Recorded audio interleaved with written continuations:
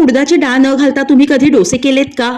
नाही, हे आहेत क्रिस्पी डेलिशियस न्यूट्रिशियस नाचणीचे डोसे. समर स्पेशल, पचायला हलकी, प्रोटीन रिच रेसिपी खास तुमच्यासाठी. डोसे करण्यासाठी आपण इथं घेतलेली आहे नाचणी, मुगाची डाळ आणि मेथ्या. सगळं धान्य 3 ते 4 वेळा स्वच्छ धुवून भरपूर पाणी भरून 5 ते 6 तास भिजत ठेवायचं आहे. 6 तासांनंतर झाकण उघडून बघूया.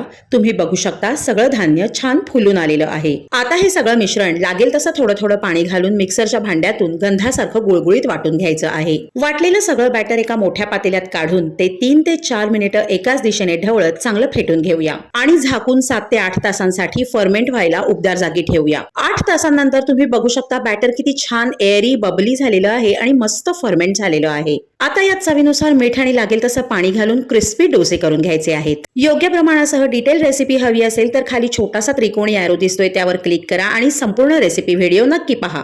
थँक्यू.